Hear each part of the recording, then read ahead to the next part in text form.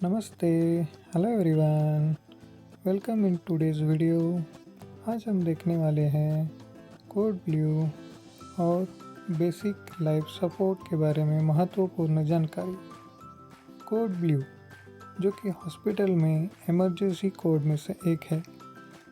Code blue announce होता है मतलब एक प्रकार की मेडिकल इमरजेंसी है एडल्ट्स में, जो कि कार्डियक या रेस्पिरेटरी अरेस्ट हो सकता है या किसी और प्रकार की मेडिकल इमरजेंसी भी हो सकती है। यह इमरजेंसी पेशेंट या फिर किसी विजिटर या किसी एम्प्लॉय के साथ हो सकती है। टाइप्स इसमें 3 प्रकार हो सकते हैं, जैसे कि मैंने कहा कोड ब्लू एडल्ट के साथ इमरजेंसी है, उसी के साथ कोड ब्लू पीडियाट्रिक हो सकता है या फिर कोड ब्लू नियोनेट भी हो सकता है। अब हम देखेंगे इस इमरजेंसी या कोड ब्लू के प्रिपरेशन के बारे में। यहाँ पे पहला महत्वपूर्ण चीज़ है कोड ब्लू टीम का रहना। दूसरी महत्वपूर्ण बात है क्रैश कार्ट। तीसरा है ट्रेनिंग। चौथा है मॉक ड्रिल्स और पांचवा है इसके बारे में रिकॉर्ड्स या डॉक्यूमेंटेशन करना। पहला है टीम।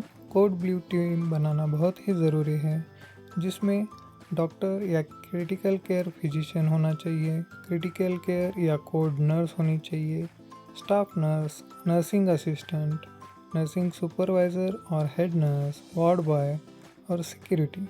कम से कम इन लोगों के साथ कोड ब्लू टीम को बनाना चाहिए और इसकी ट्रेनिंग इन लोगों को दी जानी चाहिए।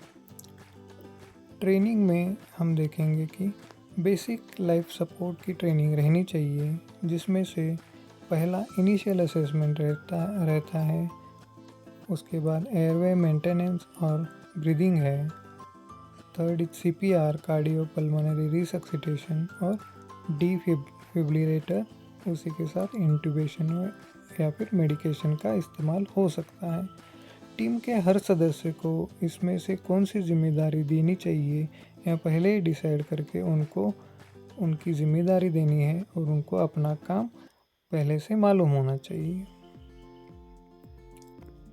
ये है एक कोड ब्लू या इमरजेंसी सिचुएशन का डायग्रामेटिक रिप्रेजेंटेशन, जहाँ पे हर व्यक्ति अपना काम कर रहा है, उसको अपनी जिम्मेदारी पता है। उसी के तरह कोड ब्लू के हर व्यक्ति को अपना काम या जिम्मेदारी पता रहनी चाहिए और उसी के साथ कोड ब्लू एक्टिवेट होने के बाद उसको वह काम करना है। यह है बेसिक लाइफ सपोर्ट, जिसे मैं डॉक्टर्स ABCD ऐसे कहूँगा शॉर्ट फॉर्म में, जिसमें कि D है डेंजर।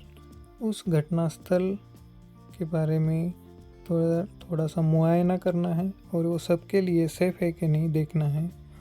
नेक्स्ट, उस पेशेंट को अप्रोच करना है और रिस्पॉन्स चेक करना है, जैसे कि ओपन योर आइज़ या उसके शोल्डर को टच करके कुछ रिस्पॉन्स मिलता है क्या देखना है।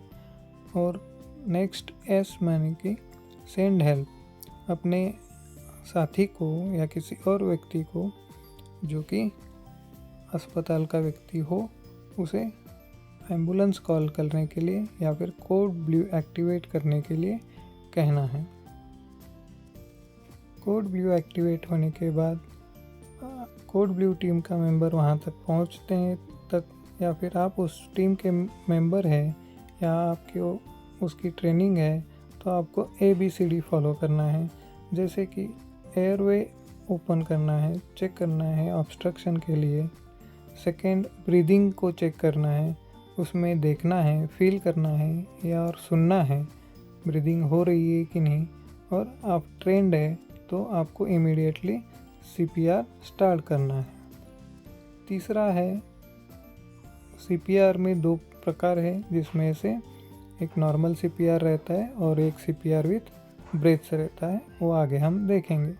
और D यानी defibrillator, if it is available near by. और कोड ब्लू टीम पहुंच गई है अपने कार्ड के साथ, तो उसका इस्तेमाल करके हम डिफिब्रिलेटर कर सकते हैं। CPR जैसे कहा हैंड्स ऑन CPR रहता है, जिसे ब्लड सर्कुलेशन में मदद होती है जब तक कि नॉर्मल हार्ट बीट चालू नहीं होता। इसमें CPR करने वाला व्यक्ति अपने दोनों हाथ इंटरलॉक करके चेस्ट पे हाथ रख के पुश करता है। इसमें 120 कॉम्प्रेशंस पर मिनट करने रहते हैं। यह हैंड्स ओनली CPR है। दूसरा प्रकार जिसमें है कि ट्रेडिशनल CPR, जिसमें ब्रेथ्स देने हैं। यहाँ पे बाकी प्रोसीजर सेम रहता है, लेकिन एक टाइम में 30 कॉम्प्रेशन देने हैं और उसके बाद 2 ब्रेथ्स देने हैं। फिर से वहीं आपको रिपीट करना है जब तक कि नॉर्मल ब्रीथिंग चालू नहीं होता। नेक्स्ट है AED यानी कि ऑटोमेटेड एक्सटर्नल डिफिब्रिलेटर। इसका इस्तेमाल कोई भी व्यक्ति कर सकता है। आपको थोड़ी सी ट्रेनिंग है और आपके पास स्किल है तो आप इजीली इसका इस्तेमाल कर सकते हैं। यह लाइफ सेविंग शॉक देता है पर्सन को जो कि कार्डियक अरेस्ट में है। इसके सही इस्तेमाल से हार्ट रिदम नॉर्मल हो जाएंगे। इसके बाद बारी आती है मेडिकेशंस की। यह एक ट्रेंड या क्वालिफाइड पर्सन जैसे कि नर्स जिसकी ट्रेनिंग हुई है, इसके बाद इमरजेंसी की, और या फिर फिजिशियन, इमरजेंसी फिजिशियन, वो कंडीशन देख के मेडिसिन डिसाइड करके दे सकते हैं। उसी की तरह इंट्यूबेशन यह भी हेल्प करता है इमरजेंसी में। इसके लिए भी ट्रेन नर्स या डॉक्टर्स ये प्रोसीजर कर सकते हैं, जहाँ पे इंसर्ट करना रहता है ट्यूब माउथ में और एयरवे ओपन करने के बाद वो एक्सटर्नल बैग से कनेक्टेड या फिर मशीन से कनेक्टेड करके ऑक्सीजन की डिलीवरी दी जाती है। नेक्स्ट है क्रैश कार्ट, जिसमें कि advanced cardiac drugs, defibrillator, first line of defense drugs like dextrose, drugs used in venous access, pediatric accessories, flashlights, tongue depressors, needles and assortment of disinfectants। कम से कम ये सारी चीज़ें उसमें होनी चाहिए। So this is diagrammatic representation of crash cart, जहाँ पे कौन कौन सी चीज़ें होनी चाहिए यहाँ दिखाई गई है। इसमें से 2 चीज़ें आपको दिखेंगी यहाँ पे, एक है मॉक ड्रिल शीट और दूसरा है equipment checklist list. So these are few important things which should be there in the crash cart।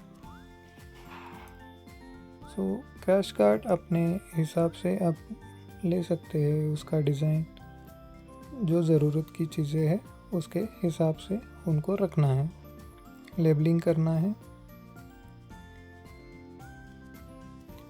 So this is the daily checklist of your crash cart और blue cart। उसकी functionality check करना है, जो supplies है airway और emergency, medications, IV fluids, defibrillator और pads, supplemental oxygen, backboard, needles, suction machine, these are checked on daily basis।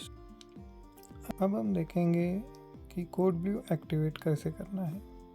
जो भी व्यक्ति मेडिकल इमरजेंसी में है, ऐसा लगता है, उसके आसपास के हॉस्पिटल का कोई व्यक्ति या विजिटर उसको अटेंड करेगा। उसके बाद वो मदद के लिए पुकारेगा।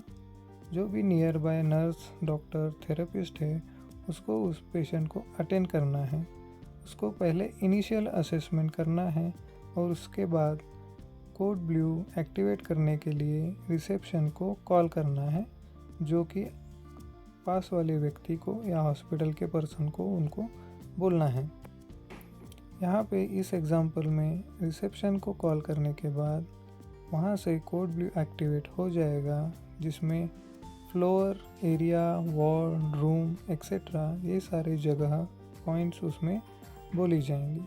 कोड ब्लू लिसन होने के बाद, आपको सुनने के बाद, कोड ब्लू टीम इमीडिएटली उस जगह पे पहुंच जाएंगी। मीनवाइल अगर अटेंडिंग पर्सन क्वालिफाइड है ट्रेंड है तो he can do CPR। Code blue 2-3 minute में पहुंच जाएगी, उसके बाद वहाँ BLS स्टार्ट कर देगी।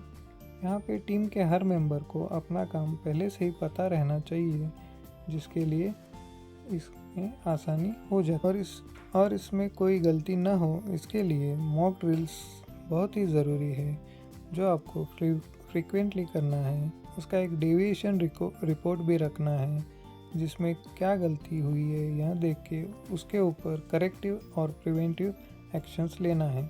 यह नोट डाउन करने के लिए यहाँ एक शीट है एग्जाम्पल के तौर पे, जहाँ पे अलग अलग पॉइंट्स आपको नोट डाउन करने हैं। इसका आप स्क्रीनशॉट ले सकते हैं और इसी के तरह एक शीट बना के आप मॉक ड्रिल के दौरान ऑब्जर्वेशन कर सकते हैं। Hope today's video will be helpful in understanding Core Blue and BLS in detail. Keep watching and don't forget like, share and subscribe. Thank you.